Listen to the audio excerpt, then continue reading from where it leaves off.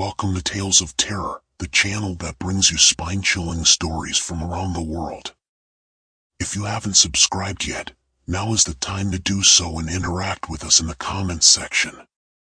Your feedback encourages us to keep publishing more terrifying tales. Today, we bring you a story that will make your hair stand on end. It's about a doctor who moves to a small village, where he faces a unique set of challenges. The people there are unfriendly and unwelcoming, except for one person, John, a compassionate nurse with an array of talents. But things take a dark turn when the doctor encounters the village's peculiar beliefs when it comes to healthcare. The people reject conventional treatments and rely on magic and sorcery. What will the doctor do when faced with such opposition? Will he be able to uncover the secrets of the village? Stay tuned for the rest of the story and don't forget to subscribe and comment below. We would love to hear your thoughts on this chilling tale.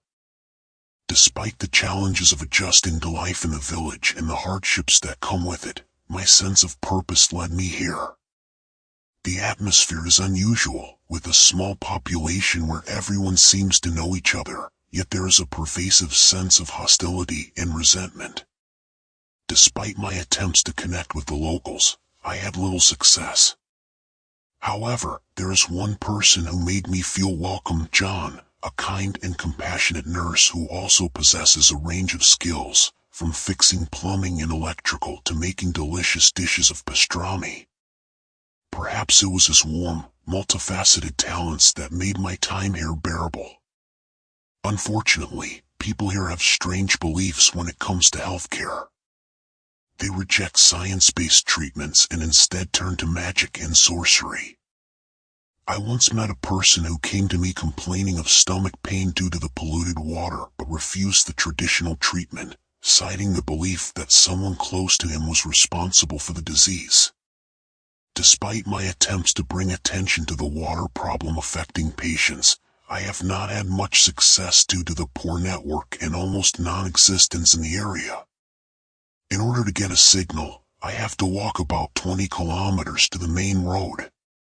As cases increased and patients were left untreated, I felt guilty for not being able to help them. Despite my best efforts, my limited resources and primitive tools made it difficult to provide proper care. There was only one nurse from the village, Mary, to help John and me. Even the hospital director seemed to ignore the dire situation, leaving us to deal with everything on our own. John, who had previously been kind and merciful, began to show signs of fear and nervousness, so he withdrew and closed the door on the dying patients and their families. "We can do nothing for them, doctor," said John, his voice heavy with resignation. "The situation is horrible. We don't have anything on our hands." I replied, "It's not possible, John. We must try, even if the circumstances are not in our favor," I replied, determined to do all I could to help those in need. Dr. Jack said we lacked the equipment and manpower to deal with the situation. With only 3 people to deal with over 50 patients, it seemed unlikely that they would be able to save everyone. Feeling helpless, I decided to retire to my room on the first floor. As I was walking down the corridor towards my room, I heard Dr. Edward's voice coming from his office. Overcoming curiosity, I approached the door and eavesdropped on the conversation. "The number of patients is increasing and the situation is not stable. We need to take action to accomplish our mission," said Dr. Edward. Suddenly, the office door opened, and Dr. Edward showed signs of tension as he faced me. "How dare you enter my office without permission?" "Hoot." I apologized to him and explained the dire situation, to which I said, "I'm sorry, doctor, but people are dying, and we don't have enough resources to help them." Dr. Edward looked dismissive, and replied with callous indifference, "This is their fate, document. Just go to your room and don't worry about them." Leaving his office, I couldn't believe how cruel Dr. Edward was. After I went back to my room and closed the door, I started to think about the situation. I was sure he was talking to someone in his office. It was impossible for him to be on the phone because there is no signal in the area, and the hospital only has one landline at the front desk. Besides, what was hidden on the second floor that had been locked since I arrived at the hospital? The only way to find out was to investigate the second floor myself.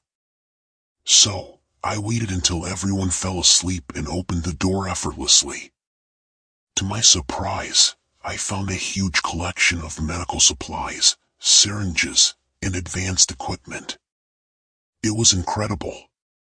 Someone was hiding advanced equipment that could have easily helped us heal the villagers. It had to be Dr. Edward, because he was the only person who could have done that. I must reveal his true identity. How could he stand by and let all these people die? I heard the squeal of brakes and many footsteps coming from the ground floor. A minute later, I saw a group of people wearing masks and using unusual cars, not ambulances, to transport the sick and the dead. The cars weren't gray, but I've seen them before. John was among the group, carelessly handling the dead bodies and carrying a list of names. I needed to know what was going on. About half an hour later, they started taking out the bodies, and I hid in a large box to watch. The site was a big hole in the middle of the desert. It was terrifyingly large, and not only the corpses, but also the living patients were disposed of. I was shocked and couldn't believe what I was seeing. After watching the shocking scene, I saw two characters following the events. To my shock, Edward and John were accompanied by two strangely dressed people. As petrol is poured into the pit, the victims inside the pit catch fire, causing a piercing shriek that reverberates throughout the area. Edward stood with a smirk, waiting for something to happen. Suddenly the screams subsided and the fire went out, leaving only ash and black dirt. Edward orders the remaining individuals to dig for a few minutes until one of them disappears into thin air, followed by a huge creature emerging from the hole. The person wearing the mask retrieved a small chest from the creature, and the ground shook as they all disappeared, leaving only Edward and John. Edward took a black substance from a small bottle in the case, changing his appearance, erasing his wrinkles and white hair to make him look 2 decades younger than he is. With an evil smile, he tells John that they will remain immortal at the cost of human souls. Suddenly, June's appearance turned terrifying, with wrinkles and protruding bones resembling that of a corpse, and he began to sniff the ground as if he was searching for something. At that moment, I felt a presence around me, and I hit my head hard. When I regained consciousness, I found myself in my room with John in his normal form in front of me. I was terrified and quickly backed away. "Thank God you're safe, Doctor," John said. "You fell in the hallway while you were walking to your room because you were exhausted. I hope you feel better now. Where am I and what happened?" "I saw you burning people," I replied. "How can we burn people, Dr. Jack?" John answered before leaving the room. "You still look tired. Dr. Edward has a gift for you in his office. He's waiting for you." Still confused about what was going on, I went to Edward's office, still with a pain in my head. He had the same appearance as before, and smiled at me as he held out a piece of paper.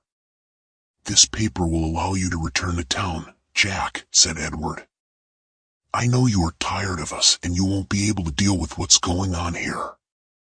I mean, people here don't understand the treatment methods I've studied, and I don't want you to waste your efforts all these years ago. Go back to your city, the best for you, Doctor." After waiting for months, I finally received the paper I had been expecting since arriving in the strange village. It was strange that so many villagers had disappeared, but no one reported it to the authorities. People were afraid and kept to themselves.